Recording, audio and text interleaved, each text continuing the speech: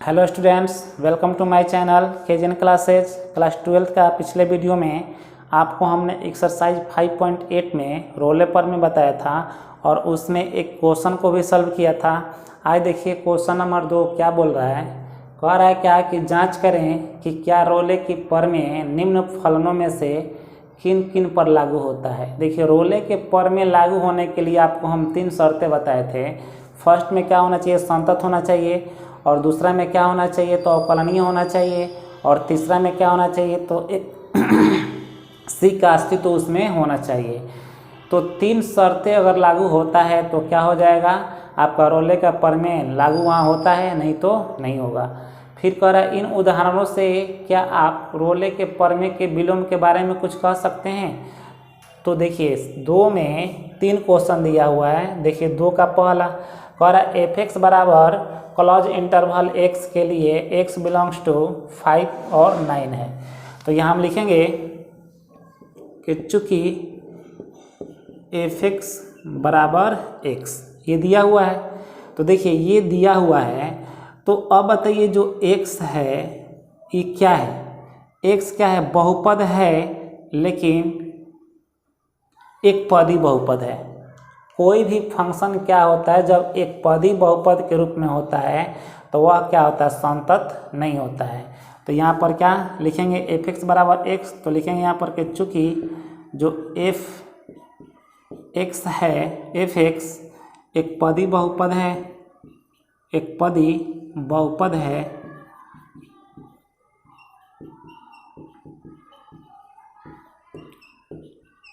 इसलिए यह संतत नहीं होगा। तो देखिए जब संतत नहीं होगा तो इसका विलोम भी नहीं होगा। संतत का मतलब संतत नहीं होगा तो इसका विलोम, यहाँ कह रहा है इन उदाहरणों से आप क्या रोले के प्रमेय के विलोम के बारे में कुछ कह सकते हैं। तो देखिए यहाँ पर संतत हमने लिख दिया कि यह संतत नहीं है, क्योंकि जो फंक्शन दिया हुआ है वो फंक्शन का जो वैल्यू है वह जो x दिया हुआ है वो क्या है, एक पदी बहुपद है, और एक पदी बहुपद है तो संतत नहीं होगा। अब इसका थोड़ा विलोम हम निकालते हैं, लिखेंगे पुनः। देखिए विलोम का मतलब क्या हुआ, जैसे मान लीजिए कि एफ एक्स है, तो अगर हम इसका एफ डैश एक्स निकाल दें तो वहीं उसका क्या हो जाएगा, विलोम हो जाएगा। तो मानकर चलिए कि एफ डैश एक्स हम निकाल रहे हैं, तो एफ डैश एक्स निकालेंगे तो एफ डैश एक्स का मान कितना हो जाएगा, एक्स को एक्स के रिस्पेक्ट में जब हम डिफ्रेंशिएट करेंगे तो 1 हो जाएगा। लेकिन हम एफ डैश एक्स को क्या मान लेते हैं, 0 मान लेते हैं। क्या मान लेते हैं, 0। एफ डैश एक्स को क्या मान लेते हैं, 0। अब जरा आइए यहाँ पर क्या दिया हुआ है, जो पॉइंट है कह रहा है कि x belongs to close interval 5 और कितना है, 9 है। तो देखिए यहाँ पर जो यहाँ दिया हुआ है कह रहा है x बिलोंग्स टू 5 और 9 दिया है। इसके कहने का मतलब क्या हुआ कि जो x संबंध रखेगा वह क्या करेगा, इन दोनों संख्याओं के बीच की संख्याओं से संबंध रखेगा। तो यहाँ देखिएगा हमको क्या मिलेगा, x बराबर 5 और 9 के बीच में क्या मिलेगा, 6 7 और क्या मिलेगा, 8 मिलेगा। बीच वाला भी ले सकते हैं, नहीं तो ये दोनों लेकर चल सकते हैं, इसको ऐसे भी ले सकते हैं, 5 6 7 8 9। तो देखिए यहाँ पर अब देखिए x का जो मान मिल रहा है हमको कितना मिल रहा है, 5 से लेकर के 9 तक मिल रहा है, लेकिन हम इसका विलोम निकाल रहे हैं, एफ डैश एक्स निकाल रहे हैं, तो क्या मिल रहा है, 0 मिल रहा है। तो यहाँ पर क्या हो जाएगा, जब ये क्या करेगा, संबंध नहीं करेगा, संबंध नहीं रखेगा, ये एफ डैश एक्स और एक्स का जो वैल्यू है, तो ये क्या यहाँ पर हम लिखेंगे कि यह अवकलनीय नहीं है। इसलिए यह रोले के, चाहे ऐसे भी लिख सकते हैं, यह अवकलनीय नहीं है, अवकलनीय नहीं है, अतः रोले का विलोम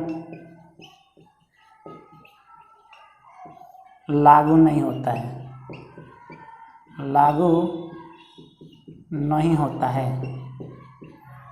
अगर देखिए क्या होता है, ये संतत होता तो ये क्या होता, अवकलनीय होता, और अवकलनीय होता तो क्या होता, वहाँ पर आपका रोले पर में लागू होता। देखिए एक बार और आपको हम बता देते हैं, क्वेश्चन क्या कह रहा था कि एफ एक्स बराबर क्लोज इंटरवल एक्स के लिए x बिलोंग्स टू 5 9, तो इसमें हमको यही देखना है क्या कि इस पर रोले पर में लागू होता है कि नहीं होता है, और इसके विलोम को भी जांचना है। तो हमने क्या लिखा है, एफ एक्स बराबर एक्स लिख दिया है। तो जो एक्स है यह एक पदी बहुपद है। तो जब एक पदी बहुपद है तो क्या होगा, यह संतत नहीं होगा। जब संतत नहीं होगा तो अवकलनीय भी नहीं होगा।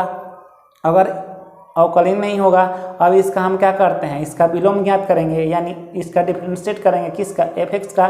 तो देखिए एफ एक्स का डिफ्रेंशिएट क्या होगा, एफ डैश एक्स होगा।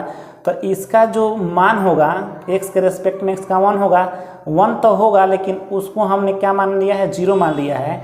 तो देखिए यहाँ पर तो हमने 0 माना है, लेकिन x का जो वैल्यू है ये क्या कह रहा है, x बिलोंग्स टू 5 और 9, यानी x जो संबंध रखेगा 5 से लेकर के 9 तक के संख्याओं से संबंध रखेगा।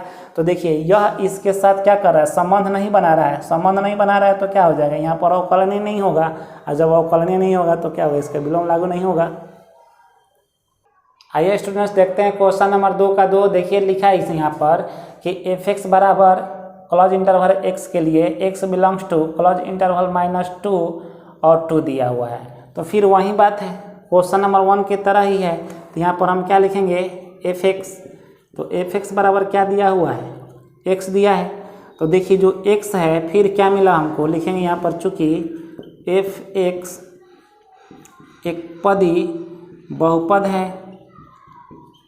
बहुपद है इसलिए यह संतत नहीं है, चाहे नहीं होगा, नहीं है। अब देखिए संतत तो नहीं है, जब संतत नहीं है तो अवकलनीय भी नहीं है होगा। अब देखिए कैसे नहीं होगा, तो अभी आपको मैंने बताया कि जो फंक्शन दिया हुआ है उसको विलोम जांचने के लिए हम क्या करेंगे, एफ डैश एक्स निकालेंगे। तो यहाँ कितना मिल गया, 1 मिल गया। एफ डैश एक्स निकालेंगे तो 1 मिल गया। लेकिन अगर हम क्या करते हैं, इस 1 को हम मान लेते हैं कितना, 0। और यहाँ देखिए क्या लिखा है, x बिलोंग्स टू -2 से 2 तक दिया है। तो देखिए यहाँ पर क्या मिलेगा, इसके और इसके बीच वाली भी संख्या ले सकते हैं, या यहाँ से लेकर के यहाँ तक की संख्या ले सकते हैं। तो देखिए इसके यहाँ से लेकर के यहाँ तक की संख्या में क्या होगा, तो यहाँ हो जाएगा -2 -1 0 1 2 होगा। तो देखिए ये जो आपको मिल रहा है, तो देखिए इसमें सारी की सारी संख्या इससे क्या कर रहा है, मैच नहीं कर रहा है। तो अब क्या होगा, न तो यह संतत तो नहीं हुआ, यहाँ पर संतत नहीं हुआ, और यहाँ पर अवकलनीय भी नहीं हो रहा है। तो लिखेंगे कि यह न तो संतत है और न ही अवकलनीय है।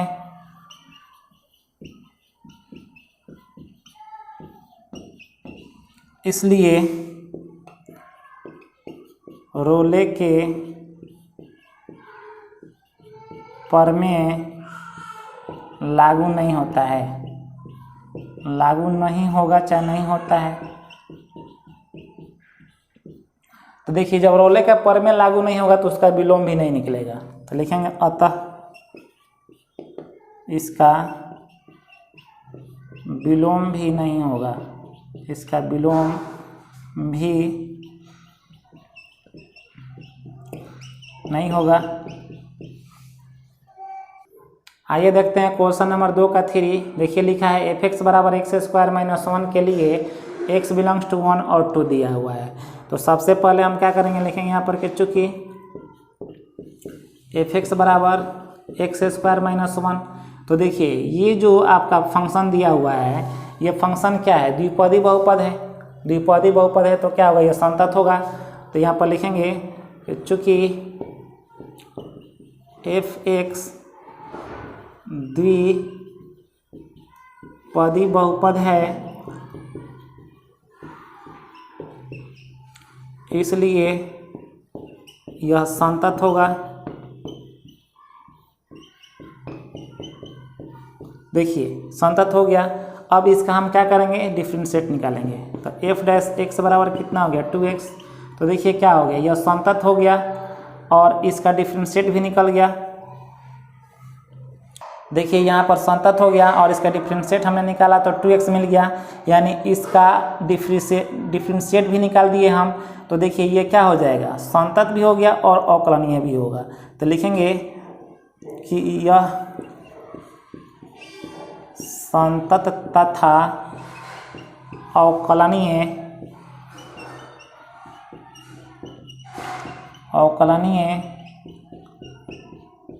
होगा।